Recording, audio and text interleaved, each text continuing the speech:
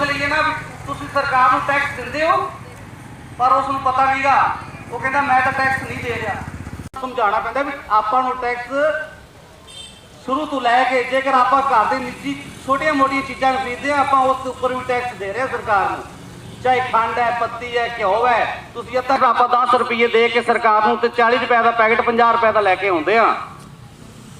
ਇਹ ਚੀਜ਼ਾਂ ਆਪਾਂ ਨੂੰ ਸਮਝਾਉਣੀਆਂ ਪੈਣਗੀਆਂ, ਜਿਹੜੀਆਂ ਚੀਜ਼ਾਂ ਆਪਣੇ ਉੱਪਰ ਲਾਗੂ ਕੀ। ਚਾਹੇ ਇੱਕ ਐਮਐਲਏ, ਚਾਹੇ ਕੋਈ ਮੰਤਰੀ ਆ ਕੇ ਪਿੰਡ ਦੇ ਵਿੱਚ ਆਪਾਂ ਨੂੰ ਕੁਝ ਦੇ ਕੇ ਜਾਂਦਾ ਹੈ, ਉਹ ਆਪਣੇ ਉੱਪਰ ਉਲਟਾ ਆਸਾਨ ਕਰਕੇ ਜਾਂਦਾ ਹੈ ਵੀ ਮੈਂ ਤੁਹਾਡੇ ਪਿੰਡ ਦੇ ਵਿੱਚ 5 ਲੱਖ ਰੁਪਇਆ ਦੇਤਾ, ਮੈਂ 7 ਲੱਖ ਰੁਪਇਆ ਦੇਤਾ। ਉਹ ਆਪਣੇ ਆਪ ਨੂੰ ਆਸਾਨ ਕਰਕੇ ਜਾਂਦਾ, ਜਦ ਕਿ ਆਪਾਂ ਨੂੰ ਪਤਾ ਨਹੀਂ ਕਿ ਇਹ ਪੈਸਾ ਜਿਹੜਾ ਹੈ ਉਹ ਆਪਣੇ ਟੈਕਸ ਵਾਲਾ ਹੀ ਪੈਸਾ ਹੈ, ਵੀ ਸਾਡੇ ਉੱਪਰ ਕੋਈ ਆਸਾਨ ਨਹੀਂ ਕਰਕੇ ਜਾ ਰਿਹਾ।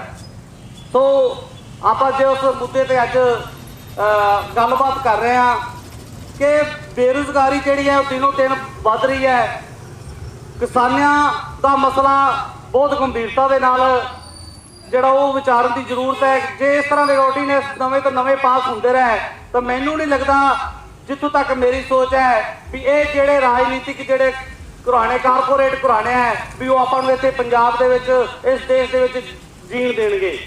ਇਹ ਦੁਬਾਰਾ ਫਿਰ ਕ੍ਰਾਂਤੀ ਆਊਗੀ, ਸ਼ਹੀਦ ਭਗਤ ਸਿੰਘ ਵਰਗੇ, ਊਧਮ ਸਿੰਘ ਵਰਗਿਆਂ ਨੇ ਫਿਰ ਜਨਮ ਲੈਣਾ ਪਊਗਾ ਤੇ ਇਹੋ ਜਿਹੇ ਜਿਹੜੇ ਲੋਕ ਹੈਗੇ ਇਹਨਾਂ ਨੂੰ ਨੱਥ ਪਾ ਕੇ ਇਸ ਦੇਸ਼ ਤੋਂ ਭਜਾਣਾ ਪਊਗਾ। ਸੋ ਅੱਜ ਤੋਂ ਹੀ ਆਪਾਂ ਜਾਗਰੂਕ ਹੋਈਏ, ਇਹਨਾਂ ਦੇ ਲੋਕਾਂ ਦੇ ਵਿਰੋਧ ਵਿੱਚ ਆਪਾਂ ਖੜੇ ਹੋਈਏ ਤਾਂ ਜੋ ਇਹਨਾਂ ਨੂੰ ਨੱਥ ਪਾਈ ਜਾ ਸਕੇ। ਇਹ ਨਵੇਂ ਕਾਨੂੰਨ ਨੂੰ ਲਾਗੂ ਕਰਨ ਤੋਂ ਪਹਿਲਾਂ ਹੀ ਇਹਨਾਂ ਨੂੰ ਡਰ ਹੋਵੇ ਕਿ ਜੇਕਰ ਇਹ ਕਾਨੂੰਨ ਲਾਗੂ ਕਰਾਂਗੇ ਤਾਂ ਕਿਤੇ ਸਾਡੀ ਸ਼ਾਮਤ ਨਾ ਆ ਜਾਏ, ਕਿਉਂਕਿ ਚਾਹੇ ਕੋਈ ਪ੍ਰਾਈਵੇਟ ਸਕੂਲ ਹੈ, ਚਾਹੇ ਕੋਈ ਆਦਾ ਨਿੱਜੀ ਸਕੂਲ ਬਣਾ ਕੇ ਛੱਡਦਾ, ਕਿਉਂਕਿ ਜਿੰਨੀ ਦੇਰ ਤੱਕ ਸ਼ਾਇਦ ਆਪਾਂ ਨੂੰ ਇਸ ਚੀਜ਼ ਦਾ ਨਹੀਂ ਪਤਾ ਹੁੰਦਾ ਕਿ ਇੱਕ ਰੂਮ ਵੀ ਬਣਾਉਣਾ ਹੋਵੇ ਸਕੂਲ ਦੇ ਵਿੱਚ, ਮੈਨੇਜਮੈਂਟ ਜਦੋਂ ਕਮੇਟੀ ਬੈਠਦੀ ਹੈ ਬਿਨਾਂ ਪੇਰੈਂਟਸ ਤੋਂ ਉਹ ਬਿੱਲ ਪਾਸ ਨਹੀਂ ਕਰ ਸਕਦੇ ਵੀ ਤੁਹਾਨੂੰ ਅਸੀਂ ਇੰਨਾ ਪੈਸਾ ਲਗਾ ਰਹੇ, ਤੁਹਾਡੇ ਬੱਚੇ ਇੱਥੇ ਪੜ੍ਹਦੇ ਆ ਤੇ ਸਕੂਲ ਦੇ ਉੱਪਰ ਖਰਚਾ ਕੀਤਾ ਜਾਊਗਾ। ਪਰੰਤੂ ਉਹ ਜਿਹੜਾ ਉਹਦਾ ਪ੍ਰਿੰਸੀਪਲ ਹੈ ਜਾਂ ਕੁਝ ਵੀ ਆਪਣੇ ਆਪ ਦੇ ਕਹਿੰਦਾ ਵੀ ਇੰਨੀ ਫੀਸ ਤੁਹਾਡੀ ਵਧਾ ਦਿੱਤੀ ਗਈ ਹੈ, ਪਰ ਪੇਰੈਂਟਸ ਨੂੰ ਪਤਾ ਨਹੀਂ ਹੁੰਦਾ ਵੀ ਇਹ ਫੀਸ ਕਿਸ ਵਾਸਤੇ ਵਧਾਈ ਹੈ। ਕਿਉਂਕਿ ਆਪਾਂ ਨੂੰ ਜਾਗਰੂਕ ਦਾ ਕੋਈ ਮੋਢੀ ਜੋ ਕੋਈ ਉਸ ਤਰ੍ਹਾਂ ਦਾ ਮਿਲ ਹੀ ਨਹੀਂ ਰਿਹਾ, ਪਲੇਟਫਾਰਮ ਹੀ ਨਹੀਂ ਮਿਲ ਰਿਹਾ ਵੀ ਜਿੱਥੇ ਆਪਾਂ ਨੂੰ ਜਾ ਕੇ ਕਲਾਸਾਂ ਲੱਗਣ ਵੀ ਆਹ ਚੀਜ਼ਾਂ ਆਪਣੇ ਤੇ ਲਾਗੂ ਹੁੰਦੀਆਂ ਨੇ ਤੇ ਆਹ ਚੀਜ਼ ਜਿਹੜੀ ਹੈ ਆਪਣੇ ਵਿੱਚ ਜਾਗਰੂਕਤਾ ਹੋਵੇ। ਸੋ ਇਹ ਬੜੀ ਵੱਡੀ ਚੀਜ਼ ਦੀ ਜਿਹੜੀ ਆਪਾਂ ਨੂੰ ਕਮੀ ਹੋਣ ਦੇ ਕਾਰਨ ਅੱਜ ਜਿਹੜੀ ਉਹ ਆਪਾਂ ਨੂੰ ਭੁਗਤਣੀ ਪੈ ਰਹੀ ਹੈ।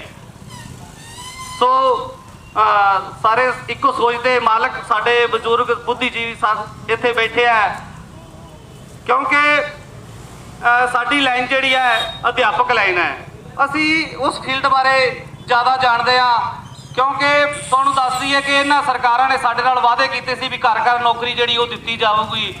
ਅੱਜ ਅਸੀਂ ਇਹਨਾਂ ਦੇ ਜੋ ਇਹਨਾਂ ਟੈਸਟ ਕਹੇ ਸੀਗੇ ਉਹ ਅਸੀਂ ਟੈਸਟ ਵੀ ਕਲੀਅਰ ਕਰ ਚੁੱਕੇ ਹਾਂ। ਦੋ ਟੈਸਟ ਕਰਕੇ ਜਿਹੜੀ ਇਹਨਾਂ ਨੇ ਪੋਸਟਾਂ ਵੀ ਸਾਨੂੰ ਦੇ ਦਿੱਤੀਆਂ। ਕਾਲੇ ਕਾਨੂੰਨ ਦੀ ਤੁਹਾਨੂੰ ਗੱਲ ਕਰੀਏ, ਜੇਕਰ ਇਹ ਜੰਤਰ ਮੰਤਰ ਦੇ ਬੈਠੇ ਨੇ ਵੀ ਅਸੀਂ ਕਾਲੇ ਕਾਨੂੰਨ ਰੱਦ ਕਰਵਾਉਣੇ ਆ ਤਾਂ ਪੰਜਾਬ ਦੇ ਵਿੱਚ ਆਦੀ ਮੰਜੀ ਥੱਲੇ ਸੋਟਾ ਫੇਰ ਕੇ ਦੇਖਣ ਜਿਹੜੇ ਇਸ ਕਾਨੂੰਨ ਲਾਗੂ ਕਰ ਰਹੇ ਨੇ। ਛੋਟੀ ਜਿਹੀ ਉਦਾਹਰਨ ਦਿੰਦੇ ਆ ਤੁਹਾਨੂੰ ਕਿ 2364 ਪੋਸਟਾਂ ਜਿਹੜੀਆਂ ਈਟੀਟੀ ਨੂੰ ਜਿਹੜੀਆਂ ਮਿਲੀਆਂ ਨੇ, ਇੱਥੇ ਪੜ੍ਹੇ ਲਿਖੇ ਵੀ ਸਾਡੇ ਸਾਥੀ ਬੈਠੇ ਨੇ ਸਾਰੇ, ਉਸ ਤੇ ਈਟੀਟੀ ਦੀ ਪੋਸਟ ਤੇ ਹਜੇ ਤੱਕ ਨਹੀਂ ਹੋਇਆ ਕਿ ਜਿਹੜੀ ਕਿ ਉੱਪਰ ਕੁਆਲੀਫਿਕੇਸ਼ਨ ਹੈ, ਜਿਹੜੀ ਅਪਰ ਕੁਆਲੀਫਿਕੇਸ਼ਨ ਹੈ ਬੀਐਡ ਹੈ, ਵੀ ਉਸ ਨੂੰ ਕੰਸੀਡਰ ਕੀਤਾ ਜਾਵੇ।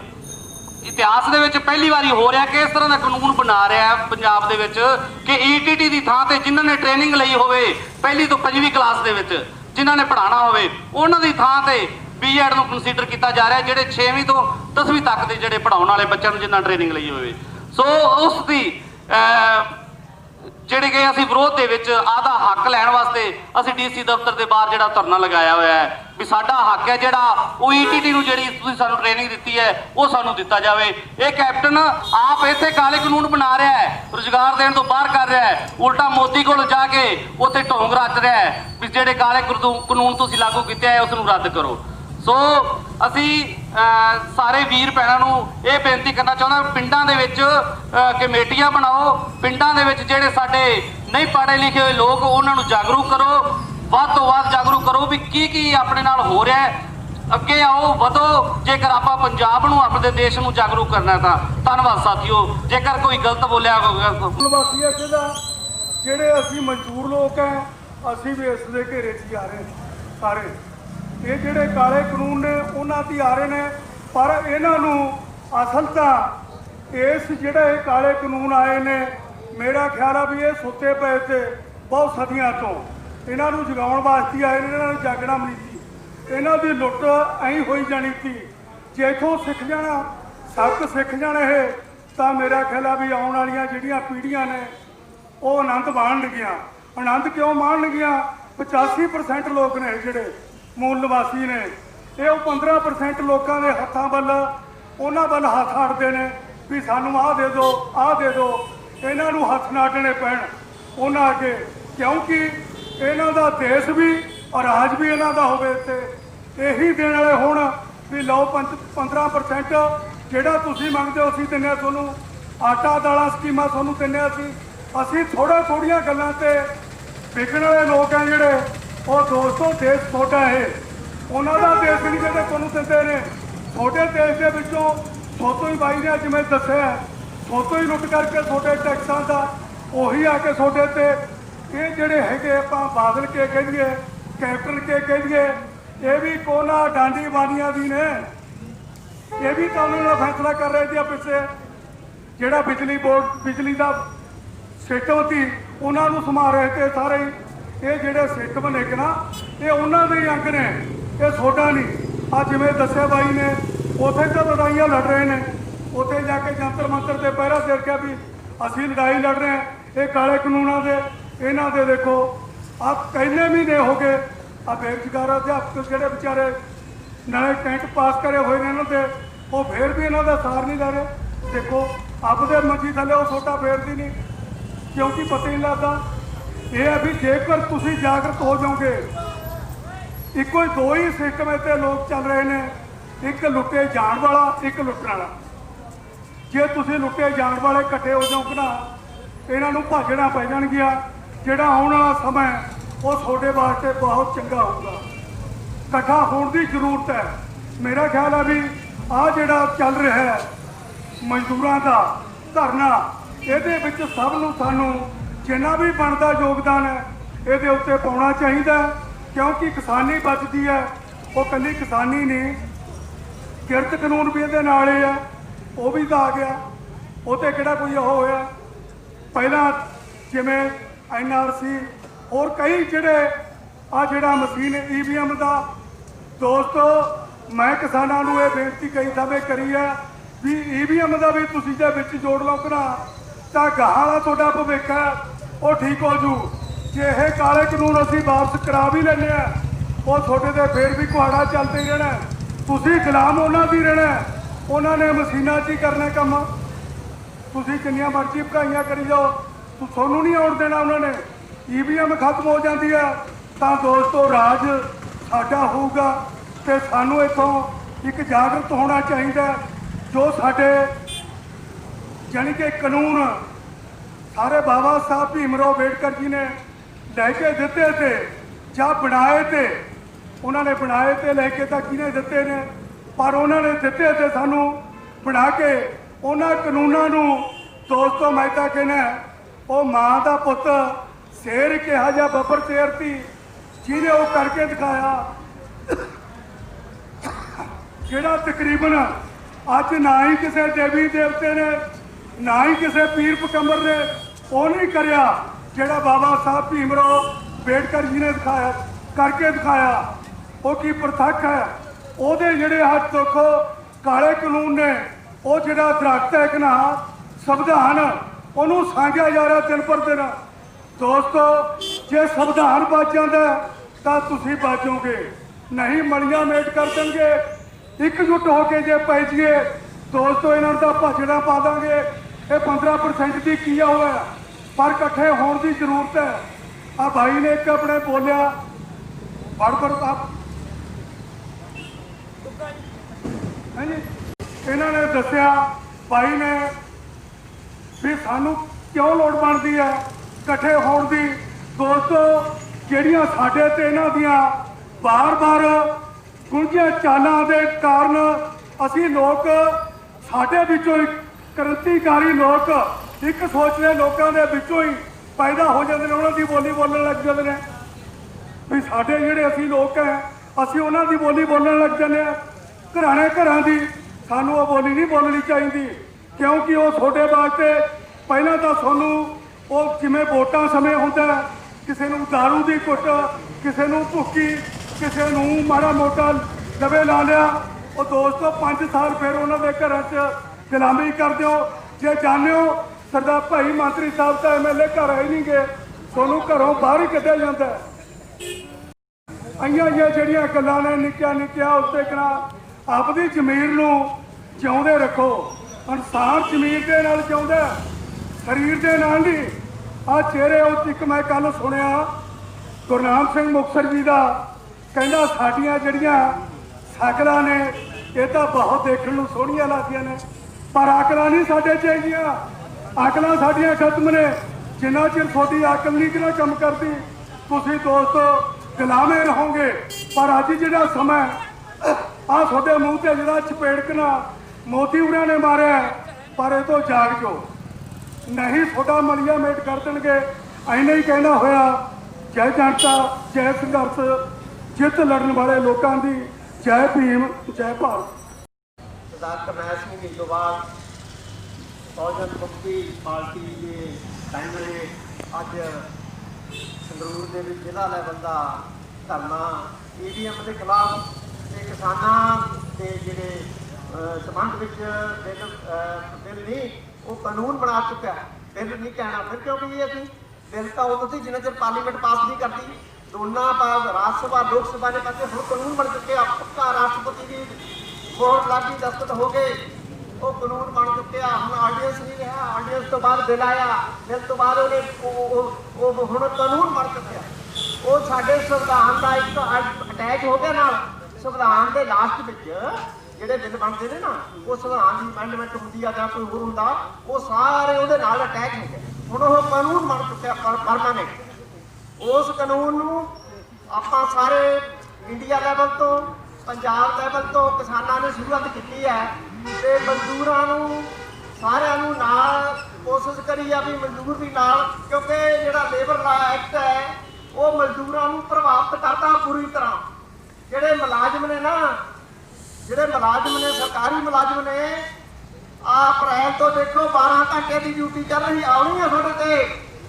ਇਹ ਮੱਤ ਕੋਲੋਂ 9 ਵਜੇ ਜਾ ਕੇ 5 ਵਜੇ ਘਰੇ ਆ ਜਾਣਾ। 12 ਘੰਟੇ ਲਿਖਿਆ ਹੋਇਆ ਉਹਦੇ ਵਿੱਚ ਲੇਬਰ ਲਾਜ ਦੇ ਐਕਟ ਵਿੱਚ 12 ਘੰਟੇ ਤੁਹਾਨੂੰ ਡਿਊਟੀ ਦੇਣੀ ਪੈਣੀ ਸਰਕਾਰ ਦੀ। ਔਰ ਉਸ ਤੋਂ ਬਾਅਦ ਤੁਹਾਡਾ ਕੋਈ ਕਿਸੇ ਕਿਸਮ ਦਾ ਜਿਹੜੇ ਹੋਰ ਬੈਨੀਫਿਟ ਨੇ ਤੁਹਾਡੇ ਸਾਰੇ ਖਤਮ। ਹੋਰ ਤੁਸੀਂ ਤੁਹਾਡਾ ਕੋਈ ਕਾਨੂੰਨ ਤੁਸੀਂ ਜਿੰਨਾ ਮਰਜ਼ੀ ਰੌਲਾ ਪਾ ਲਓ ਵੀ ਮੈਂ ਆਪਣੇ ਆਪ ਨੂੰ ਕੋਟ ਪੈਂਟ ਪਾ ਕੇ ਲੋਕ ਪੜ੍ਹਦੇ ਹਾਂ, ਸਾਡੇ ਬੜੇ ਬੜੇ ਘਰ ਬਣਾ ਲਏ ਲੋਕਾਂ ਨੇ। ਇਸ ਮੇਰੀ ਗੱਲ ਨੋਟ ਕਰ ਲਓ, ਜੋ ਇਹ ਸਮਾਨਤਵਾਦ ਹੁੰਦਾ ਸੀ ਨਾ ਪਹਿਲਾਂ ਸਰਵਾਇਦਾਰੀ, ਆਪਾਂ ਸਾਰੇ ਹੀ 85% ਲੋਕ ਉਸ ਮੁਤਾਬਕ ਲਿਆ ਦੇਣਾ ਜਿਵੇਂ ਮਨੂ ਸਿਮਰਤੀ ਕਹਿੰਦੀ ਆ। ਕਿਉਂਕਿ 1925 ਚ ਇਹ ਬਣੀ ਹੈ RSS, ਇਹ 1922 ਚ ਹਿੰਦੂ ਮਹਾਸਭਾ ਬਣੀ, ਕਾਂਗਰਸ ਚੋਂ ਨਿਕਲੀ। ਉਸ ਤੋਂ ਬਾਅਦ 25 ਚ ਇਹ ਬਣੀ ਔਰ ਇਹਨੇ ਆਪਣੇ ਅਮੈਂਡ ਇਹਦਾ ਜਿਹੜਾ ਮੈਨੀਫੈਸਟੋ ਆ ਜਾਂ ਇਹਦਾ ਜੋ ਹੈ ਇਹਦਾ ਆਪਣੇ ਜਿਹੜੀ ਮਨੂ ਸਿਮਰਤੀ ਕਿਤਾਬ ਆ ਨਾ, ਜੇ ਤੁਹਾਡੇ ਕਿਸੇ ਵੀਰ ਨੇ ਨਹੀਂ ਪੜ੍ਹੀ ਤਾਂ ਤੁਸੀਂ ਪੜ੍ਹ ਸਕਦੇ ਹੋ। ਭਾਰਤੀ ਲੋਕ ਨੀਤੀ ਕਿਵੇਂ ਬਣੇ, ਪ੍ਰੋਫੈਸਰ ਗੁਰਨਾਮ ਸਿੰਘ ਦੀ ਮੁਕਤਸਰ ਉਹਨਾਂ ਦੀ ਕਿਤਾਬ ਹੈ, ਉਹ ਵੀ ਤੁਸੀਂ ਲੈ ਕੇ ਪੜ੍ਹ ਸਕਦੇ ਹੋ। ਬਹੁਤ ਵੱਡੀ ਕਿਤਾਬ ਆ। ਅਸੀਂ ਲੋਕਾਂ ਨੂੰ ਕਦੇ 20 ਸਾਲਾਂ ਤੋਂ ਜਦੋਂ ਇਹ ਪਹਿਲੇ ਐਡੀਸ਼ਨ ਤੇ ਸਾਨੂੰ ਅਸੀਂ ਜੌਬ ਕਰਦੇ ਸੀ, ਸਾਨੂੰ ਉਹ ਤੋਂ ਮਿਲੀ ਪ੍ਰੇਰਨਾ। ਔਰ ਅਸੀਂ ਅੱਜ ਵੀ ਇਹ ਜਿਹੜੇ ਆਪਣੇ ਮਲਕੀਤ ਸਿੰਘ ਜੈਤੋਂ ਨੇ, ਇਹ ਰਾਸ਼ਟਰੀ ਪ੍ਰਧਾਨ ਨੇ ਮਲਕੀਤ ਸਿੰਘ ਜੈਤੋਂ, ਅਸੀਂ 20 ਸਾਲ ਤੋਂ ਇਹਦੇ ਨਾਲ ਕੰਮ ਕਰਦਾ। ਮੈਨੂੰ ਫੋਨ ਦਿੱਲੀ ਬੈਠੇ ਨੇ, ਪਰ ਮੈਂ 20 ਸਾਲ ਤੋਂ ਬਸ ਗੁਰਨਾਮ ਸਿੰਘ ਮੁਕਤਸਰ ਨਾਲ ਅਸੀਂ ਕੰਮ ਕਰਦੇ ਹਾਂ। ਇਹ ਸਾਡੇ ਸਾਥੀ ਨੇ, ਇਹ ਗੱਲ ਨਹੀਂ ਹੈ। ਪਰ ਜਿੱਥੇ ਵਿਚਾਰਾਂ ਦੀ ਲੜਾਈ ਆ, ਲੋਕਾਂ ਨੂੰ ਹੁਣ ਸਮਝ ਆ ਗਈ। 1978 ਵਿੱਚ ਆਪਣੇ ਤੇ ਜਿਹੜਾ ਹੈ ਤੁਸੀਂ ਹੱਥਿਆਂ ਦੇ ਵਿੱਚ ਤੁਸੀਂ ਜਿਹੜੇ ਡਾਕਟਰ ਬਿਠਾਉਣੇ ਨੇ, ਆਊਟਡੇਟਡ ਦਵਾਈਆਂ ਲਾਉਣੀਆਂ ਨੇ ਇਹਦੇ ਬੱਚਿਆਂ ਨੂੰ। ਇਹ ਗਰੀਬ ਲੋਕਾਂ ਦੇ ਬੱਚਿਆਂ ਨੂੰ ਜਿਹੜੀਆਂ ਜਿਹਦੀ ਮਿਆਦ ਖਤਮ ਹੋ ਚੁੱਕੀ ਆ, ਤੁਸੀਂ ਉਹ ਟੀਕੇ ਇਹਨਾਂ ਦੇ ਬੱਚਿਆਂ ਦੇ ਲਾਉਣੇ ਨੇ। ਔਰ ਸਕੂਲਾਂ ਦੇ ਵਿੱਚ ਉਹਨਾਂ ਨੂੰ ਪੜ੍ਹਾਉਣਾ ਨਹੀਂ ਹੈ। ਆ ਜਿਹੜੀ ਆ ਰਹੀਆਂ ਨੇ ਹੁਣ ਇਹ ਸਾਰੀਆਂ ਸਰਕਾਰਾਂ ਦੇ ਚਾਲਾਂ ਨੇ। ਇਹ ਮਨੂ ਸਿਮਰਤੀ ਦੇ ਮੁਤਾਬਕ ਜੋ ਸਿਸਟਮ ਉਹ ਕਹਿੰਦਾ ਹੈ ਉਸ ਸਿਸਟਮ ਦੇ ਅਧੀਨ ਹੀ ਇਹ ਸਾਰਾ ਹੁਣ 1999 88 ਚ 3 MP ਸੀ ਇਹਨਾਂ ਦੇ, ਅੱਜ 300 ਦੇ ਉੱਪਰ ਪਾਰ ਕਰ ਗਏ। ਕਿਉਂ ਕਰਕੇ? ਕਿਉਂਕਿ ਤੁਸੀਂ ਜਾਗਰੂਕ ਨਹੀਂ ਹੈਗੇ, ਅਸੀਂ ਜਾਗਰੂਕ ਬਿਲਕੁਲ ਨਹੀਂ ਹਾਂ। ਮੈਂ ਤੁਹਾਨੂੰ ਸਪਸ਼ਟ ਰੂਪ ਵਿੱਚ ਕਹਿਣਾ ਚਾਹੁੰਦਾ, ਹੋ ਸਕਦਾ ਵੀ ਮੈਂ ਕਹਿੰਦਾ ਵੀ ਔਗਣ ਮੇਰੇ ਤੇ ਬਹੁਤ ਜ਼ਿਆਦਾ ਹੋਣਗੇ, ਪਰ ਸਪਸ਼ਟ ਗੱਲ ਹੈ ਅੱਜ ਜ਼ਿਲ੍ਹੇ ਦਾ ਧਰਨਾ ਇੰਨੇ ਕੁ ਬੰਦਿਆਂ ਦੀ ਜ਼ਰੂਰਤ ਹੈ। ਮੈਂ ਤੁਹਾਨੂੰ ਪਹਿਲਾਂ ਵੀ ਜਦੋਂ ਇੱਥੇ ਮੈਂਬਰਾਂ ਨੂੰ ਦਿੱਤਾ, ਅਸੀਂ 7 ਬੰਦੇ ਸੀ। ਇਸ ਹੋਣ ਕਰਕੇ ਸਮੇਂ ਦੀਆਂ ਸਰਕਾਰਾਂ ਤੁਹਾਡਾ ਮਹਿਸੂਸ ਕਰਦੀਆਂ ਨੇ, ਔਰ ਟੀਚਰ ਨੇ ਪੰਜਾਬ ਦੇ ਵਿੱਚ ਵੀ ਦੇਖ ਲਓ, ਹਰ ਵਰਗ, ਹਰ ਮੁਲਾਜ਼ਮ, ਹਰ ਮਹਿਕਮਾ ਧਰਨੇ ਲਾਉਂਦਾ, 24 ਘੰਟੇ ਇੱਥੇ ਧਰਨਾ ਲੱਗਿਆ ਰਹਿੰਦਾ। ਕਿਉਂ? ਤੁਹਾਡੇ ਹੱਕਾਂ ਦਾ ਸਾਪਾ, ਕਿਉਂਕਿ ਅਸੀਂ ਜਾਗਰੂਕ ਨਹੀਂ ਹੈਗੇ।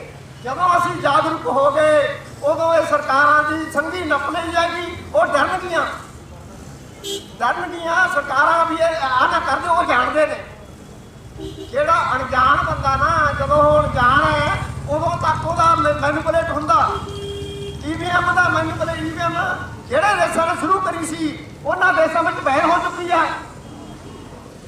ਇਹਨਾਂ ਲੋਕਾਂ ਨੂੰ, ਸਰਮਾਏਦਾਰ ਲੋਕਾਂ ਨੂੰ, ਦੇਸ਼ ਤੇ ਰਾਜ ਕਰਦੀਆਂ ਸਰਕਾਰਾਂ ਨੂੰ, ਜਿਹੜੇ ਚਾਪੇ ਘਰਾਣੇ ਨੇ, ਇਹਨਾਂ ਨੂੰ ਫਾਇਦਾ, ਕਿਉਂਕਿ ਇਹਨਾਂ ਨੇ ਹੀ ਇਹਦਾ ਮਹਿਸੂਸ ਕਰਕੇ ਆਪ ਜਿੱਤਣਾ ਹੈ।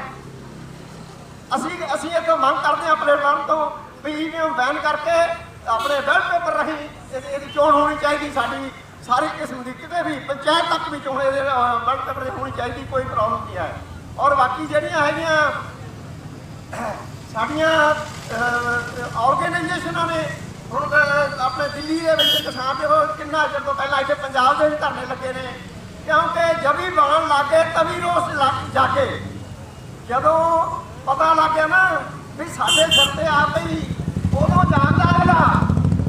ਚਾਹੇ SC ST OBC ਦਾ ਧਰਨਾ ਹੋਵੇ, ਕਦੇ ਕਿਸੇ ਨੇ ਹਾਂ ਨਹੀਂ ਪੜੀ, ਨਹੀਂ ਆਉਂਦਾ ਕੋਈ ਸਪਸ਼ਟ ਰੂਪ ਵਿੱਚ। ਫਲਾਣੇ ਬੰਦੇ ਬੈਠੇ ਸੀ, ਉਹਦੇ ਲੰਘੇ ਜਾ ਰਹੇ ਸੀ, ਪਰ ਜਦੋਂ ਆਪਣੇ ਸਿਰ ਤੇ ਪੈਂਦੀ ਆ, ਬਾਲ ਬੱਚੇ ਸਮੇਤ ਸਾਰੇ ਬੈਠੇ ਆ ਨਾ, ਕਹਿਣ ਦੀ ਗੱਲ ਨਹੀਂ, ਸੱਚ ਗੱਲ ਹੈ ਇਹ। ਜਦੋਂ ਆਪਣੇ ਸਿਰ ਤੇ ਪੈਂਦੀ ਆ, ਆਪਣੀ ਜੇਬ ਚੋਂ ਨਿਕਲਦਾ ਨਾ, ਫਿਰ ਪਤਾ ਲੱਗਦਾ ਵੀ ਹੁਣ ਕਿੰਨੇ ਦੁੱਖ ਕਿੰਨਾ।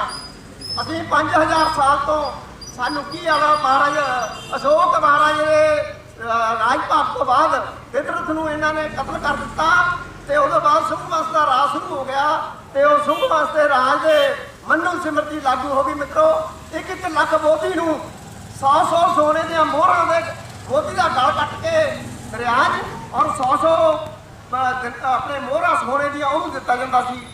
ਜਿਹੜਾ ਤੁਸੀਂ ਮਕਾਨ ਬਣਾਉਣ ਵਾਸਤੇ ਨਾਰੀਅਲ ਪੁੱਟਦੇ ਹੋ, ਨਾਰੀਅਲ ਤੋੜਦੇ ਹੋ, ਉਹ ਮੋਦੀਆਂ ਦੇ ਸਿਰਾਂ ਦੀ ਗਿਣਤੀ ਸੀ। ਹੁਣ ਪਤਾ ਉਦੋਂ ਦੇਖ ਕੇ ਕਿੰਨੇ ਸਿਰ ਲੈ ਕੇ ਆ ਵੀ 5, ਉਹਨੂੰ 5 ਸਿਰ ਭੰਨ ਕੇ ਉਹਨਾਂ ਫਿਰ 5 ਉਹਨੂੰ ਪੈਸੇ ਦੇ ਦੇਣੇ ਉਹਨੇ। ਇਸ ਤਰ੍ਹਾਂ ਜਿਹੜਾ ਧਰਮ, ਸਾਡਾ ਧਰਮ, ਅਸੀਂ ਬੋਧੀ ਲੋਕ ਹਾਂ, ਸਾਡਾ ਧਰਮ ਜਿਹੜਾ ਇਸ ਦੇਸ਼ ਵਿੱਚ ਉਤਪੰਨ ਹੋਇਆ, ਇਸ ਦੇਸ਼ ਵਿੱਚ ਸ਼ੁਰੂ ਹੋਇਆ ਧਰਮ, ਉਹ ਧਰਮ ਜੈ ਸੰਵਿਧਾਨ। ਔਰ ਸ਼ੁਰੂ ਤੋਂ ਮੈਂ ਜਿਹੜੀਆਂ ਪਹਿਲਾਂ ਮੇਰੇ ਲਈ ਰਾਗੋਵਾਲ ਜੀ ਨੇ ਪ੍ਰਬੰਧ ਕੀਤਾ, ਮੈਂ ਉਹਨਾਂ ਨੂੰ ਸਲੂਟ ਕਰਦਾ। ਮੇਰੀ ਸਮਝ ਚ ਤੁਸੀਂ ਜਿੰਨੇ ਵੀ ਆਏ ਹੋ, ਉਹ ਦੱਸਦੇ ਸੀ ਕਿ ਇਹਨਾਂ ਦੀ ਜ਼ਮੀਨ ਜਾਗਦੀ ਹੈ, ਉਹ ਆਏ ਹੋ ਪਾਈ ਕਿਤਾ ਦੀ ਨਹੀਂ ਜ਼ਮੀਨ ਜਾਗਦੀ, ਉਹ ਨਹੀਂ ਆਏ। ਮਸਲਾ ਉਹਦੀ ਜ਼ਮੀਨ ਦਾ ਹੀ ਹੈ।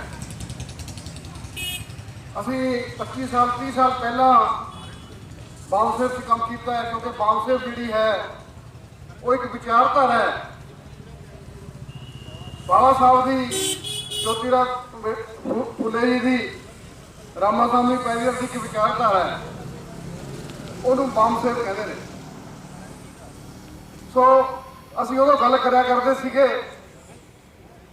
ਕਿ ਜਿਹੜਾ ਇਹ ਬ੍ਰਾਹਮਣਵਾਦ ਹੈ, ਜਿਹੜਾ ਇਹ ਮਨੂਵਾਦ ਹੈ, ਇਹ ਦੇਸ਼ ਦੇ ਵਿੱਚ ਮਨੂ ਸਮਿਰਤੀ ਲਾਗੂ ਕਰਨਾ ਚਾਹੁੰਦਾ ਹੈ। ਉਦੋਂ ਲੋਕ ਹੱਸਿਆ ਕਰਦੇ ਸੀ, ਇਹ ਗੱਲਾਂ ਕਿਹੜੀਆਂ ਕਰਦੇ ਹੋ। ਅੱਜ ਉਹੀ ਗੱਲਾਂ ਆਪਾਂ ਕਰ ਰਹੇ ਹਾਂ ਕਿ ਅੱਜ EVM ਆ ਗਈ, ਅੱਜ ਇਹ ਕਾਲੇ ਕਾਨੂੰਨ ਆ ਗਏ ਜੋ ਕਿਸਾਨਾਂ ਦੇ ਉੱਪਰ ਨਹੀਂ, ਇਕੱਲੇ ਕਿਸਾਨਾਂ ਦੇ ਨਹੀਂ, ਉਹ ਸਾਥੀ ਦੱਸ ਕੇ ਗਏ ਨੇ ਦੋ ਜਿਹੜੇ ਕਾਨੂੰਨ ਨੇ ਕਿਸਾਨਾਂ ਨਾਲ ਸੰਬੰਧਿਤ ਹੈਗੇ ਨੇ, ਪਰ ਤੀਜੇ ਕਾਨੂੰਨ ਬਾਰੇ ਤਾਂ ਸਾਰੇ ਲੋਕਾਂ ਦੇ ਹੀ ਨੇ, ਚਾਹੇ ਉਹ ਦੇਸ਼ ਦੇ ਵਿੱਚ ਅਮੀਰ ਤੋਂ ਅਮੀਰ ਹੈ, ਗਰੀਬ ਤੋਂ ਗਰੀਬ ਹੈ, ਕੁਝ 5-4 ਘਰਾਣਿਆਂ ਨੂੰ ਛੱਡ ਕੇ। ਸੋ ਇਹ ਗੱਲ ਆਪਾਂ ਅੱਜ ਕਰਦੀਆਂ ਨੇ। ਜੇ ਤੁਹਾਡੇ ਜ਼ਮੀਰ ਜਾਗਦੇ ਨੇ ਤਾਂ ਤੁਸੀਂ ਬਾਬਾ ਸਾਹਿਬ ਦੀ ਵੀ ਗੱਲ ਕਰਦੇ ਹੋ, ਇਹ ਕਾਲੇ ਕਾਨੂੰਨਾਂ ਦੀ ਵੀ ਗੱਲ ਕਰਦੇ ਹੋ। ਬਾਬਾ ਸਾਹਿਬ ਨੇ ਲੇਬਰ ਦਾ ਬਣਾਏ ਸੀਗੇ, 8 ਘੰਟੇ ਡਿਊਟੀ ਸੀਗੀ, ਉਹ ਵੀ ਸਾਰੇ ਖਤਮ ਕਰਤੇ। ਸਾਥੀ ਦੱਸ ਕੇ ਗਏ ਨੇ ਡਿਟੇਲ ਦੇ ਵਿੱਚ, ਸਮਾਂ ਨਹੀਂ ਹੈ ਮੈਂ ਵੀ ਦੱਸ ਸਕਦਾ। ਪਰ ਸਭ ਤੋਂ ਵੱਡਾ ਖਤਰਨਾਕ ਜਿਹੜੀ ਚੀਜ਼ ਹੈ, ਜਦੋਂ ਮੈਂ ਤੁਹਾਨੂੰ ਦੱਸਣ ਲੱਗਿਆ ਕਿ ਜਦੋਂ ਬਾਬਾ ਸਾਹਿਬ ਦੇ ਵਿੱਚ ਕਾਸ਼ੀ ਰਾਮ ਜੀ ਡੀ ਕੇ ਖਾਪੜੇ ਜੀ ਇਹ ਵਿਚਾਰਧਾਰਾ ਆਈ ਬਾਬਾ ਸਾਹਿਬ ਬਣ ਕੇ, ਤਾਂ ਲੋਕਾਂ ਦੀ ਫੈਲਣੀ ਸ਼ੁਰੂ ਹੋ ਗਈ। ਜਦੋਂ ਫੈਲਣੀ ਸ਼ੁਰੂ ਹੋ ਗਈ ਤਾਂ ਹਿੰਦੂਵਾਦੀਆਂ ਨੂੰ ਭੱਜਣਾ ਪੈ ਗਈਆਂ। ਇਹ ਸੋਚ ਪੈਦਾ ਹੋ ਗਈ ਕਿ ਬਾਬਾ ਸਾਹਿਬ ਦੀ ਸੋਚ ਹੋਣ ਕਿ ਉਸ ਤੋਂ ਪਹਿਲਾਂ ਕਾਸ਼ੀ ਰਾਮ ਜੀ ਦੇ ਡੀ ਕੇ ਖਾਪੜੇ ਜ਼ਿਲ੍ਹਾ ਲੈਵਲ ਦੀ ਸੀ, ਕੋਈ ਸਟੇਟ ਲੈਵਲ ਦੀ ਸੀਗੀ ਵੱਧ ਤੋਂ ਵੱਧ, ਜਾਂ ਕੋਈ ਕਮਿਊਨਿਟੀ ਸ਼ਹਿਰ ਦੇ ਵਿੱਚ ਕਿਸੇ ਨੇ ਬਣਾ ਲਈ, ਇਸ ਤੋਂ ਜ਼ਿਆਦਾ ਨਹੀਂ ਸੀਗਾ। ਤੇ ਜਦੋਂ ਕਾਸ਼ੀ ਰਾਮ ਜੀ ਦੇ ਡੀ ਕੇ ਖਾਪੜੇ ਜੀ ਨੇ ਬਾਬਾ ਸਾਹਿਬ ਬਣਾਈ, ਉਹਦੇ ਸਾਥੀਓ ਉਦੋਂ ਅਸੀਂ ਕਿਹਾ ਕਰਦੇ ਸੀਗੇ, ਮੈਂ ਗੱਲ ਉਹ ਕਰ ਰਿਹਾ ਸੀ ਕਿ ਇਹ ਲੋਕ ਬ੍ਰਾਹਮਣਵਾਦੀ ਲੋਕ ਸਾਡੇ ਤੇ ਰਾਜ ਕਰ ਰਹੇ ਨੇ, ਇਹਨਾਂ ਨੇ ਕੀ ਕੀ ਸਾਡਾ ਕੀਤਾ, ਉਹ ਅਸੀਂ ਗੱਲਾਂ ਲੋਕਾਂ ਨੂੰ ਦੱਸਿਆ ਕਰਦੇ ਸੀ, ਸੁਣਿਆ ਕਰਦੇ ਸੀ। ਅੱਜ ਉਹੀ ਗੱਲਾਂ ਸਾਡੇ ਸਾਹਮਣੇ ਨੇ। ਅਸੀਂ ਕਹਿੰਦੇ ਚਲੋ ਵੋਟ ਦਾ ਹੈਗਾ, ਵੋਟ ਦੇ ਕੇ ਆਪਾਂ ਜਿਹੜੇ ਮਰਜ਼ੀ ਨੂੰ ਬਦਲ ਦਈਏ। ਬਾਬਾ ਸਾਹਿਬ ਨੇ ਸੰਵਿਧਾਨ ਦੇ ਵਿੱਚ ਲਿਖਿਆ ਸੀਗਾ। ਸਭ ਤੋਂ ਪਹਿਲਾਂ ਇਹ ਸਾਰੇ ਗੱਲਾਂ ਦੀ ਕਰਨ ਤੋਂ ਪਹਿਲਾਂ ਜੇ ਆਪਾਂ ਈਵੀਐਮ ਦੀ ਗੱਲ ਕਰ ਲਈਏ, ਅੱਜ ਸਰਕਾਰਾਂ ਕਿਉਂ ਨਹੀਂ ਕਰ ਰਹੀਆਂ, ਕਿਉਂ ਲੋਕਾਂ ਦੇ ਤਸ਼ੱਦਦ ਕਰ ਰਹੀਆਂ ਨੇ, ਕਿਉਂ ਕਰ ਰਹੀਆਂ ਨੇ? ਸੋਚਣ ਵਾਲੀ ਗੱਲ ਇਹ ਹੈ ਕਿ ਤਸ਼ੱਦਦ ਕਿਉਂ ਕਰ ਰਹੀਆਂ ਨੇ? ਕੀ ਉਹਨਾਂ ਨੂੰ ਪਤਾ ਨਹੀਂ ਕਿ ਸਾਨੂੰ ਵੋਟ ਕੌਣ ਪਾਊਗਾ ਕੌਣ ਨਹੀਂ ਪਾਊਗਾ? ਉਹਨਾਂ ਨੂੰ ਪਤਾ ਸੀ ਈਵੀਐਮ ਲੈ ਕੇ ਆਏ ਹਾਂ। ਇਹ ਈਵੀਐਮ ਕਾਂਗਰਸ ਦੇ ਟਾਈਮ ਆਈ ਹੈ। ਸਾਥੀਓ ਜੇ ਜਾਣਦੇ ਹੋ ਤੁਸੀਂ, ਆਰਐਸਐਸ ਦਾ ਜਿਹੜਾ ਪੈਦਾ ਹੋਣਾ ਉਹ ਕਾਂਗਰਸ ਨੇ ਪੈਦਾ ਕੀਤੀ, ਆਰਐਸਐਸ, ਔਰ ਆਰਐਸਐਸ ਨੇ ਪੈਦਾ ਕੀਤੀ ਬੀਜੇਪੀ, ਔਰ ਕੇਜਰੀਵਾਲ ਉਹਨਾਂ ਦਾ ਬੱਚਾ ਹੈ, ਉਹਦੀ ਖੇਡ ਉਹਨਾਂ ਨੇ ਪੈਦਾ ਕੀਤਾ, ਉਹਨਾਂ ਦੀ ਔਲਾਦ ਹੈ। ਸੋ ਇਹ ਨਾ ਸਮਝੋ ਜਿੱਥੇ ਤੱਕ ਅੰਬੇਡਕਰ ਥਿਊਰੀ ਹੈ, ਅੰਬੇਡਕਰਵਾਦ ਹੈ, ਉਸ ਚੀਜ਼ ਨੂੰ ਲੈ ਕੇ ਲੈਂਦੇ ਹੋਏ ਕਿ ਆਪਾਂ ਜਿਵੇਂ ਕਹਿੰਦੇ ਵੋਟਾਂ ਵਾਸਤੇ ਇਹ ਲੋਕ ਜਾਗਰਤ ਹੋ ਰਹੇ ਨੇ, ਵੋਟਾਂ ਆਪਾਂ ਨੂੰ ਨਹੀਂ ਪਾਉਣਗੇ, ਤਾਂ ਕਾਂਗਰਸ ਦੇ ਟਾਈਮ ਈਵੀਐਮ ਆਈ, ਇਹਨੂੰ ਬੀਜੇਪੀ ਨੇ ਲੈ ਕੇ ਆਈ। 2 ਟਰਮਾਂ ਉਹਨਾਂ ਨੇ ਲਗਾਤਾਰ ਜਿੱਤੀਆਂ ਇਹਨੂੰ ਲੈ ਕੇ।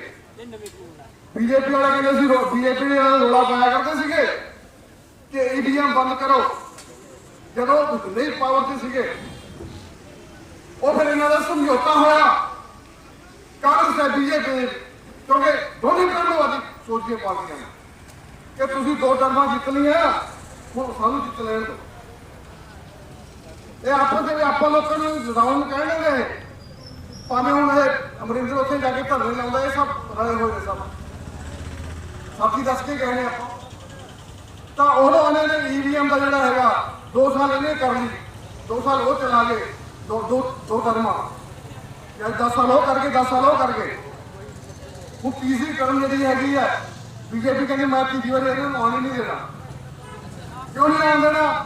ਆਹ ਦੇਖ ਲਓ ਹੁਣ ਦੁਨੀਆ ਭਰ ਦੇ ਇਹਨਾਂ ਦੇ ਜਿਹੜੇ ਹੈਗੇ ਨੇ ਕਾਲੇ ਕਾਨੂੰਨ ਪਾਸ ਕਰਤੇ। ਇਹਨਾਂ ਨੇ ਹਰ ਚੀਜ਼ ਨੂੰ ਅਫਗਾਨੀ ਅਦਾਨੀ ਦੇ ਹੱਥ ਵਿੱਚ ਦੇਣਾ ਸ਼ੁਰੂ ਕਰ ਦਿੱਤਾ। ਹੁਣ ਕਈ ਵਾਰੀ ਕਹਿੰਦੇ ਨੇ ਇਹਨਾਂ ਨੂੰ ਸਮਝ ਨਹੀਂ ਆਈ, ਆਹ ਕਾਲੇ ਕਾਨੂੰਨ ਕਹਿੰਦੇ ਲੋਕਾਂ ਨੂੰ ਸਮਝ ਨਹੀਂ ਆਈ, ਸਾਰੇ ਅਨਪੜ੍ਹ ਨੇ। ਉਹ ਜਿਵੇਂ ਕਹਿੰਦੇ ਹੁੰਦੇ ਨੇ ਨਾ, ਉਹ ਮੈਂ ਹੁਣ ਕਹਾਣੀ ਸੁਣਾ ਛੋਟੀ ਜੀ, ਗਿੱਦੜ ਚਿੱਠੀ ਸੁਣਿਆ ਕਿਸੇ ਨੇ? ਗਿੱਦੜ ਚਿੱਠੀ ਚੱਕ ਲਿਆ ਹੈ। ਗਿੱਦੜ ਚਿੱਠੀ ਦਾ ਇਤਿਹਾਸ ਕੀ ਹੈ ਕਿ ਇੱਕ ਗਿੱਦੜ ਸੀਗਾ, ਉਹ ਜਾ ਰਿਹਾ ਸੀ, ਉਹਨੂੰ ਗੱਡੀਆਂ ਕਾਗਜ਼ ਮਿਲ ਜਾਂਦੀ ਹੈ, ਉਹਨੇ ਚੱਕ ਲਿਆ ਕਿ ਚਲਾ ਕੁਝ ਲਿਖਿਆ ਚਿੱਠੀ ਹੈ। ਉਹ ਕਹਿੰਦਾ ਪਿੰਡ ਦੇ ਵਿੱਚ ਚੱਲਾਂਗੇ ਦਿੱਲੀ ਨੂੰ, ਕਹਿੰਦਾ ਉਹ ਕਹਿੰਦੀ ਨਹੀਂ ਆਪਣੇ ਸ਼ਹਿਰ ਵੀ ਆਪਣੇ ਮਗਰ ਕੁੱਤੇ ਪੈ ਜਾਣਗੇ, ਪਿੰਡ ਵਿੱਚ ਕਿਉਂ ਜਾਏਗਾ? ਕਹਿੰਦਾ ਮੈਂ ਆਪਣੇ ਕੋਲ ਚਿੱਠੀ ਹੈ, ਤੂੰ ਪਰਵਾਹ ਨਾ ਕਰ, ਕੁਝ ਨਹੀਂ ਕਹਿੰਦੇ ਆਪਾਂ ਨੂੰ, ਚਿੱਠੀ ਹੈ ਮੇਰੇ ਕੋਲ।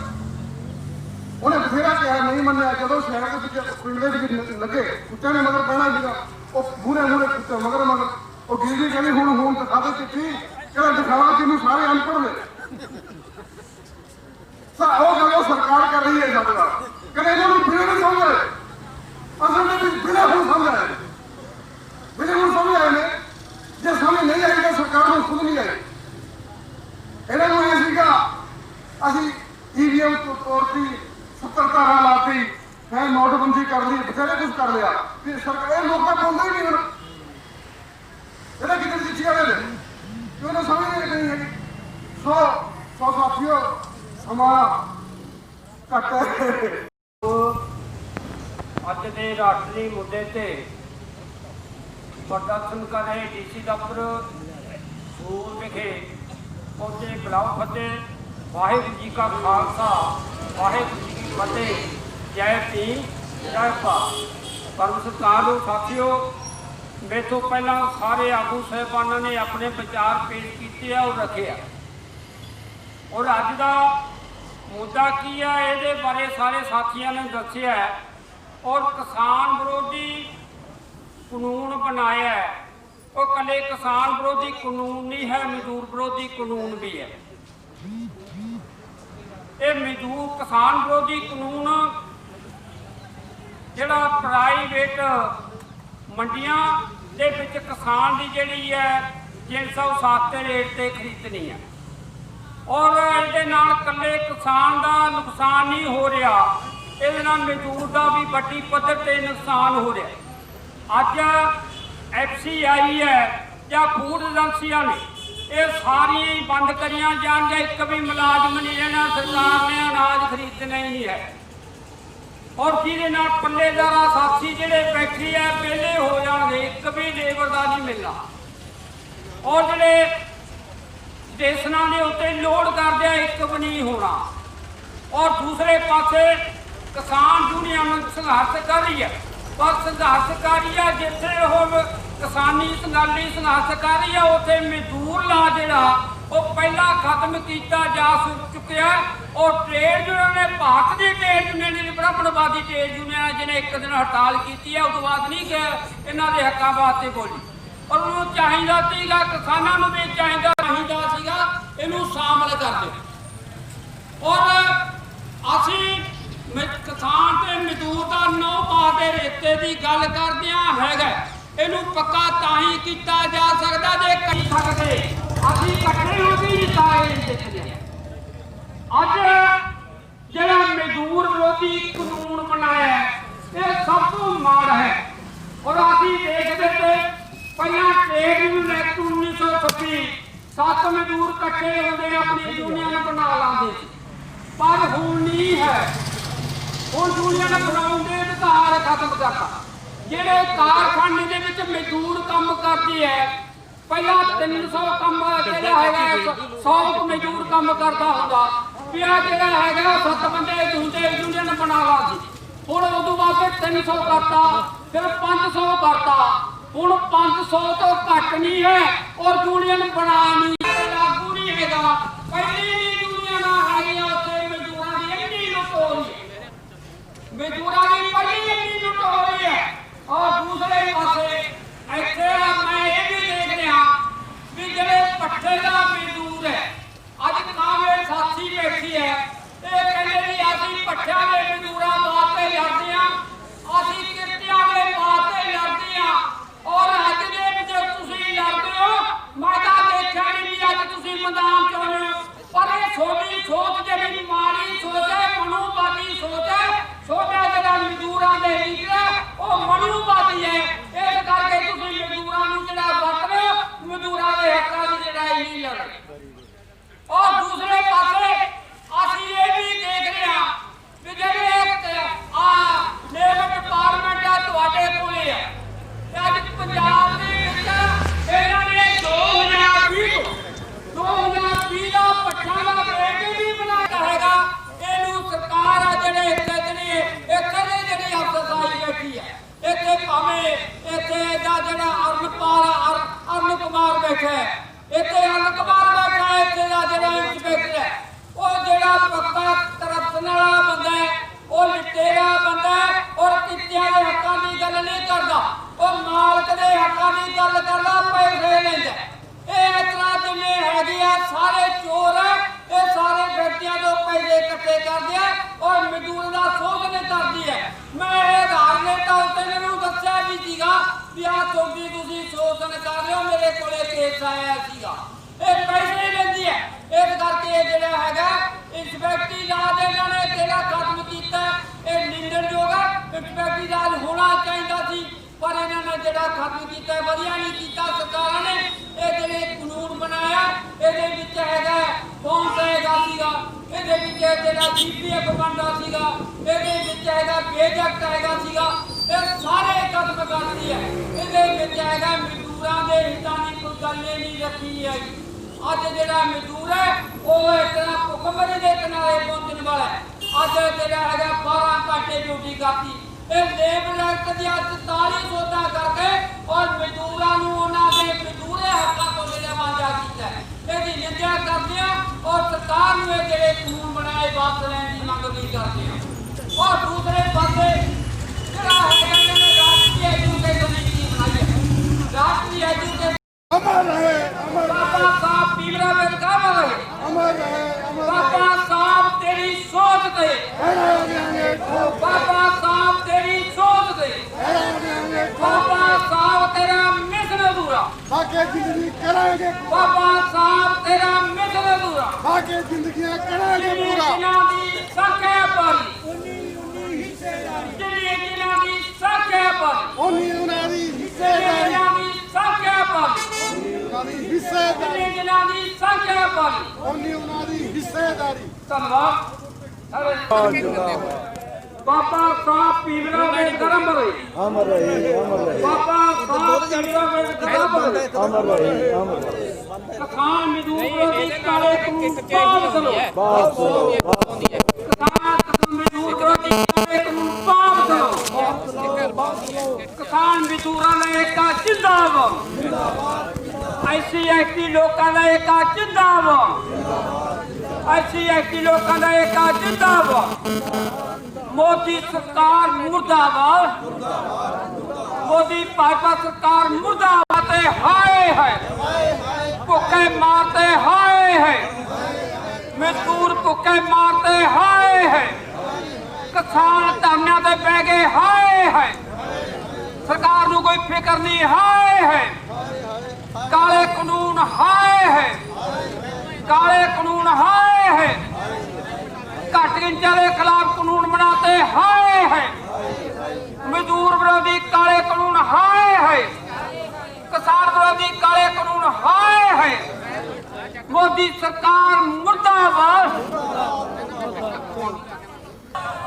ਆਰਐਸਐਸ ਦੀ ਚਮਚਾਗਿਰੀ ਕਰਨ ਵਾਲੀ ਸਰਕਾਰ ਮੁਰਦਾਬਾਦ, ਘੱਟ ਗਿਣਤੀਆਂ ਦੀ ਸਰਕਾਰ ਮੁਰਦਾਬਾਦ, ਘੱਟ ਗਿਣਤੀਆਂ ਦੀ ਸਰਕਾਰ ਮੁਰਦਾਬਾਦ। ਲੈ ਲੰਮੀ ਬਣ ਜਾਂਦੀ। ਕਿਸਾਨ ਮਜ਼ਦੂਰ ਏਕਤਾ ਜਿੰਦਾਬਾਦ, ਬਹੁਜਨ ਮੁਕਤੀ ਪਾਰਟੀ ਜਿੰਦਾਬਾਦ, ਗਰੀਬ ਲੋਕਾਂ ਦਾ ਏਕਾ ਜਿੰਦਾਬਾਦ, ਐਸੀ ਐਸਟੀ ਲੋਕਾਂ ਦਾ ਜਿੰਦਾਬਾਦ, ਐਸੀ ਐਸਟੀ ਲੋਕਾਂ ਦਾ ਏਕਾ ਜਿੰਦਾਬਾਦ। ਮੋਦੀ ਸਰਕਾਰ ਹਾਏ ਹਾਏ, ਮੋਦੀ ਸਰਕਾਰ ਹਾਏ ਹਾਏ। ਵਾਪਸ ਲਓ ਕਿਸਾਨ ਮਜ਼ਦੂਰ ਵਿਰੋਧੀ ਕਾਲੇ ਕਾਨੂੰਨ, ਵਾਪਸ ਲਓ। ਕਹਾਂ ਚਲਾਉਂ ਸਰਕਾਰ ਹਾਏ ਹਾਏ, ਮੋਦੀ ਸਰਕਾਰ ਹਾਏ ਹਾਏ, ਅਡਵਾਨੀ ਸਰਕਾਰ ਹਾਏ ਹਾਏ, ਆਰਐਸਐਸ ਦੀ ਸਰਕਾਰ ਹਾਏ ਹਾਏ, ਆਰਐਸਐਸ ਦੀ ਸਰਕਾਰ ਹਾਏ ਹਾਏ, ਆਰਐਸ ਦੀ ਸਰਕਾਰ ਹਾਏ ਹਾਏ, ਮੋਦੀ ਸਰਕਾਰ ਹਾਏ ਹਾਏ, ਅਡਵਾਨੀ ਦੀ ਸਰਕਾਰ ਹਾਏ ਹਾਏ। ਕਿਸਾਨ ਮਜ਼ਦੂਰ ਵਿਰੋਧੀ ਕਾਲੇ ਕਾਨੂੰਨ ਵਾਪਸ ਲਓ, ਕਿਸਾਨ ਮਜ਼ਦੂਰ ਵਿਰੋਧੀ ਕਾਲੇ ਕਾਨੂੰਨ ਵਾਪਸ ਲਓ, ਕਿਸਾਨ ਮਜ਼ਦੂਰ ਵਿਰੋਧੀ ਕਾਲੇ ਕਾਨੂੰਨ ਵਾਪਸ ਲਓ।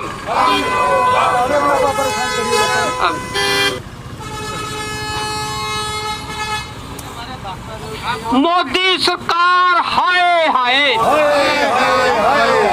ਸਾਥੀਓ ਅੱਜ ਆਪਾਂ ਜਿਹੜੇ ਇਹ ਕਾਲੇ ਕਾਨੂੰਨ ਮੋਦੀ ਸਰਕਾਰ ਨੇ ਬਣਾਇਆ, ਇਹਨਾਂ ਦੀਆਂ ਕਾਪੀਆਂ ਸਾੜ ਰਿਹਾ। ਕਿਸਾਨ ਦੇ ਮਜ਼ਦੂਰ ਵਿਰੋਧੀ ਕਾਲੇ ਕਾਨੂੰਨ, EVM ਔਰ ਜਿਹੜੇ ਇਹਨਾਂ ਨੇ ਸਿੱਖਿਆ ਨੀਤੀ ਦੇ ਖਿਲਾਫ ਕਾਨੂੰਨ ਬਣਾਇਆ, ਉਹਦੀਆਂ ਕਾਪੀਆਂ ਸਾੜੀਆਂ ਨੇ। ਔਰ ਸਰਕਾਰ ਨੂੰ ਅਸੀਂ ਜਿਹੜਾ ਰਾਸ਼ਟਰੀ ਜਿਹੜਾ ਦੇਸ਼ ਵਿਆਪੀ ਅੰਦੋਲਨ ਹੈ ਉਹਦੇ ਤਹਿਤ ਅਸੀਂ ਜਿਹੜਾ ਜੇ ਪ੍ਰੋਟੈਕਟ ਕਰ ਰਹੇ ਹਾਂ ਔਰ ਸਰਕਾਰ ਨੂੰ ਦੱਸ ਦੇਣਾ ਚਾਹੁੰਦੇ ਹਾਂ, ਇਹ ਸਰਕਾਰੇ ਇਹ ਜਿਹੜੇ ਲੋਕ ਆ ਇਕੱਠੇ ਹੋਣ ਲੱਗ ਗਏ ਆ, ਵੱਡੀ ਪੱਧਰ ਤੇ ਜਿਹੜੇ ਇਕੱਠੇ ਹੋ ਰਹੇ ਆ ਔਰ ਅਗਲੇ ਸਮੇਂ ਦੇ ਵਿੱਚ ਇਹ ਤੁਹਾਡਾ ਪਲਸਾ ਜਿਹੜਾ ਹੈਗਾ ਪੱਟ ਦੇਣ ਵਾਲੇ ਆ। ਔਰ ਅਸੀਂ ਕਿਸਾਨਾਂ ਦੇ ਹੱਕ ਦੇ ਵਿੱਚ ਔਰ ਮਜ਼ਦੂਰਾਂ ਦੇ ਜਿਹੜੇ ਕਾਲੇ ਕਾਨੂੰਨ ਬਣਾਏ ਆ ਔਰ ਕਿਸਾਨਾਂ ਦੇ ਖਿਲਾਫ ਜਿਹੜੇ ਕਾਲੇ ਕਾਨੂੰਨ ਬਣਾਏ ਆ ਉਹਨੂੰ ਰੱਦ ਕਰਾਉਣ ਦੇ ਲਈ ਅੱਜ ਜਿਹੜੀਆਂ ਇੱਥੇ ਆ ਕਾਨੂੰਨ ਜਿਹੜੇ ਤੁਹਾਡੇ ਨਵੇਂ ਕਾਨੂੰਨ ਦੀਆਂ ਕਾਪੀਆਂ ਸਾੜੀਆਂ ਨੇ। ਔਰ ਅਸੀਂ ਸਰਕਾਰ ਨੂੰ ਇਹ ਦੱਸ ਦਿੱਤਾ ਹੈ ਇਹ ਅੱਗੇ ਨੂੰ ਜਿਹੜਾ ਹੈਗਾ ਪਟਾਟਾ ਜਿਹੜਾ ਹੋਰ ਤਕੜਾ ਹੋਣਾ ਹੈ ਔਰ ਆਪਾਂ ਨਾਰੇ ਲਾਉਣਾ ਹੈ ਔਰ ਨਾਰਿਆਂ ਤੋਂ ਬਾਅਦ ਆਪਾਂ ਸਮਾਪਤ ਵੀ ਕਰਨਾ ਹੈ। ਕਾਲੇ ਕਾਨੂੰਨ ਵਾਪਸ ਲਓ, ਕਿਸਾਨ ਮਜ਼ਦੂਰ ਵਿਰੋਧੀ ਕਾਲੇ ਕਾਨੂੰਨ ਵਾਪਸ ਲਓ, ਕਿਸਾਨ ਮਜ਼ਦੂਰ ਵਿਰੋਧੀ ਕਾਲੇ ਕਾਨੂੰਨ ਵਾਪਸ ਲਓ। ਮੋਦੀ ਸਰਕਾਰ ਹਾਏ ਹਾਏ, ਮੋਦੀ ਸਰਕਾਰ ਕਾਲੇ ਕਾਨੂੰਨ ਵਾਪਸ ਲਓ। ਅਡਵਾਨੀ ਦੀ ਸਰਕਾਰ ਕਾਲੇ ਕਾਨੂੰਨ ਵਾਪਸ ਲਓ। ਮੋਦੀ ਅਡਵਾਨੀ ਦੀ ਸਰਕਾਰ ਕਾਲੇ ਕਾਨੂੰਨ ਵਾਪਸ ਲਓ। ਕਿਸਾਨ ਮਜ਼ਦੂਰ ਏਕਤਾ ਜਿੰਦਾਬਾਦ, ਕਿਸਾਨ ਮਜ਼ਦੂਰ ਏਕਤਾ ਜਿੰਦਾਬਾਦ। ਧੰਨਵਾਦ ਜੀ, ਬੜੀ ਮਿਹਰਬਾਨੀ। ਹਾਂਜੀ, ਜਿਹੜਾ ਕਿ ਅੱਜ ਆਪਾਂ ਧਰਨਾ ਲਾਇਆ ਸੀਗਾ, ਪ੍ਰੋਟੈਸਟ ਕੀਤਾ ਸੀ, ਕਿਸ ਸੰਬੰਧ ਦੇ ਵਿੱਚ ਸੀਗਾ ਜੀ? ਅੱਜ ਦਾ ਜਿਹੜਾ ਪਹਿਲਾਂ ਤਾਂ ਮੈਂ ਆਪਣੇ ਬਾਰੇ ਦੱਸ ਦਿਆਂ। ਮੈਂ ਬਹੁਜਨ ਮੁਕਤੀ ਪਾਰਟੀ ਜ਼ਿਲ੍ਹੇ ਦਾ ਪ੍ਰਧਾਨ ਕਰਨੈਲ ਸਿੰਘ ਨੀਲੋਵਾਲ।